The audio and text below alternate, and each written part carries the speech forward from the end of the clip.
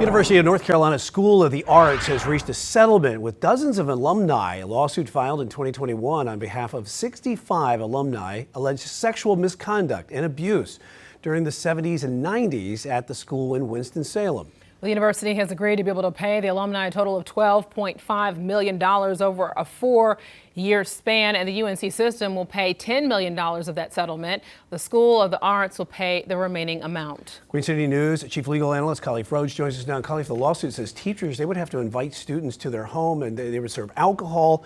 Could these teachers here face charges for something like that? It depends on what the charges would be, right? Because the statute of limitations for things that are not, statutory rape related, the statute of limitations is limited, but if it's something with statutory rape, then there is no, for criminality, there is no statute of limitations. And when we're talking about statute of limitations, that's how we got here with this civil claim. 1995 is actually when they filed the original claim. It was dismissed. Why? Because the statute of limitations passed. Then in 2020, 2019, that range, the state passed that Safe Child Act, allows you to look backwards for cases that should have not been allowed to go forward in the civil capacity. It opened the door for the floodgates, and this case was one of them.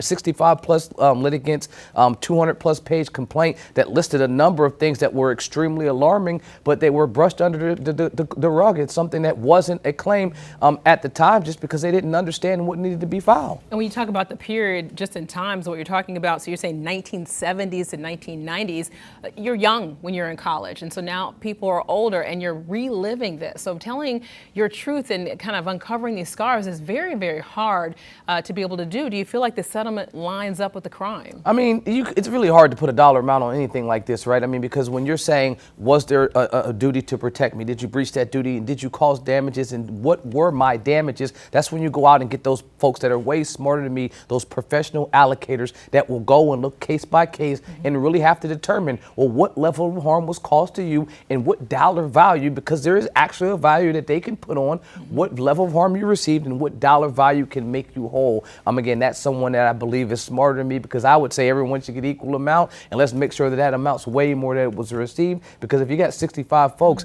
you're going to try to divide that up against all those people with $12 million. It doesn't seem like it goes that far after that amount. How soon could these 65 folks start to see anything that UNC has to pay up? I think that process is going to take a while, because again, you have to evaluate every claim, because this didn't go to trial, because every fact in every case wasn't flushed out, because this was settled. And yeah, you'll be able to read throughout their 200 plus page complaint what their allegations were, but for the allocator to go through and make a true assessment, they're going to have to go step by step. Let me see your medical records. Let me see what type of trauma you had that was lifelong, because you mentioned this happened in the 70s. These folks would be in their 50s, maybe up some 60s year old. And so they've been carrying, 40 plus years of trauma. The connection to that, to the dollar amount, will take a long time, but the pushback won't be there, because when you look at the original complaint, when it was filed in 2021, the chancellor of the school said, look, we had an investigation in 95. There was no widespread allegations. However, fast forward 4 years later, now he's happy. He mentioned that he's happy that this complaint was settled and that now these folks will get some needed closure. And so what happens is time allows investigations to take their case. And that's what I was going to ask you. When you talk about now there's an amends process here with this settlement. So what are the next steps?